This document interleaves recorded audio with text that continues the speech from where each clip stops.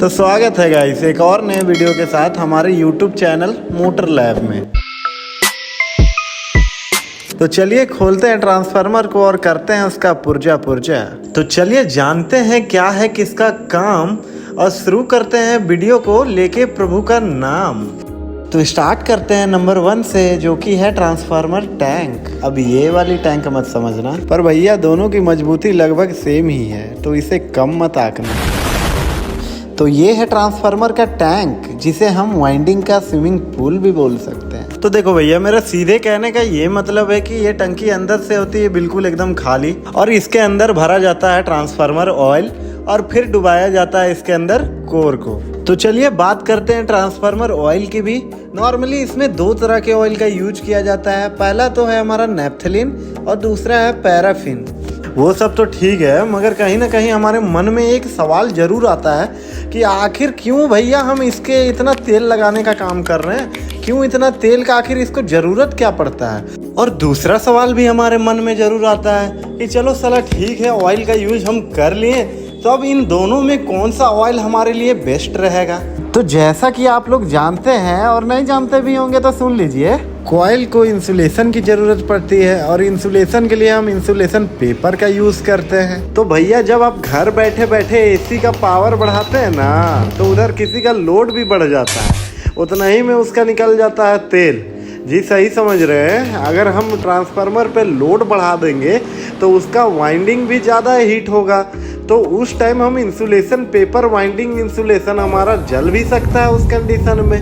तो ऑयल तो हमारा वाइंडिंग को जलने से तो बचा ही रहा है, वो इंसुलेशन तो प्रोवाइड कर ही रहा है, साथ ही साथ वो क्या कर रहा है, कूलिंग भी प्रोवाइड कर रहा है। अब बताओ और क्या तुम्हें चाहिए। और तो और इस असरा ईडी करंट को भी कम कर देता है, और क्या बेनिफिट गिना है। अब गलती से तुम मत लगा लेना अपने बाल में। अब आपके मन में चल रहा होगा ये साला ईडी करंट क्या चीज़ है, कौन चिड़िया है ईडी करंट, तो बताएंगे, थोड़ा सब्र रखिए। तो दूसरे सवाल की तरफ चलते हैं। तो देखो मेरा सीधा जवाब यही है कि नैप्थलीन को यूज कर लो, क्योंकि नैप्थलीन पैराफिन के मुकाबले ज़्यादा बेटर है। तो सवाल अब ये है कि क्यों भाई इसमें कौन से हीरे जड़े हुए हैं जो पैराफिन को हम यूज ना करें। तो देखो भैया, जब ऑयल गर्म होती है ना, तो वो अपने अंदर सलज बनाती है। अब सलज किसको कहते हैं, तो आप देखना जब भी हमारा ट्रांसफार्मर खोला जाए तो नीचे आप देखना सरफेस पे काला काला डस्ट जमा होता है, मिट्टी जैसा या कीचड़ आप कह लो, उसी को हम सलज बोलते हैं। और जो ये नैप्थलीन की सलज होती है ना, वो बहुत ज़्यादा घुलनसार होती है, उसकी मिक्सिबिलिटी बहुत ज़्यादा अच्छी होती है। वो कूलिंग में वो क्या करती है, रुकावट नहीं बनती है और इंसुलेशन भी बढ़िया रखती है। वहीं हम पैराफिन की बात करें तो उसकी मिक्सिबिलिटी, सलज की मिक्सिबिलिटी बहुत ज़्यादा अच्छी नहीं होती है, जिसके वजह से कूलिंग में भी प्रॉब्लम आता है और इंसुलेशन भी वीक हो जाता है। पर मेन बात तो ये है कि हम फिर भी हम क्या करते हैं, पैराफिन का धड़ल्ले से यूज करते हैं। अब आप बोलो अरे साला तुम लोग पागल है क्या। तो मजाक को साइड में रखते हैं। तो मेरा सीधा कहना देखो भाई ये है कि आप हर सस्ती चीज़ को पैराफिन ना समझ लेना, मतलब ये सस्ती तो है ही, इसलिए लोग इसका एक खूब यूज करते हैं। तो इसका सीधा जवाब है ये बहुत ज़्यादा सस्ती है। हमारा नैप्थलीन के मुकाबले ये पैराफिन बहुत ज़्यादा सस्ती आती है मार्केट में और इजली अवेलेबल भी है, जिसके कारण ये क्या करते हैं, लोग धड़ल्ले से इसका यूज करते हैं। तो अब बात कर लेते हैं ट्रांसफार्मर कोर की। जैसा कि ये बनी होती है पतली पतली सीट से, सॉफ्ट मेटल से, और जैसा कि आप देख पा रहे हैं फोटो में, आपके मन में एक सवाल जरूर उठ रहा होगा कि क्यों भाई किसी का क्या इतना चुल मचा था जो एक सिंगल मेटल वाला कोर को यूज ना करके इतनी पतली पतली सीट की कोर बनाने की आखिर क्या जरूरत पड़ी होगी। तो इसका सीधा जवाब होता है ईडी करंट को कम करने के लिए। ये साला ईडी करंट लगता है आज पीछा नहीं छोड़ेगा आज हमारा, तो पहले आज इसी को जान लेते हैं। तो आइए समझते हैं इस फिगर के माध्यम से कि ईडी करंट होता क्या है। ये हमारी प्राइमरी वाइंडिंग है ट्रांसफार्मर की, ये है सेकेंडरी वाइंडिंग।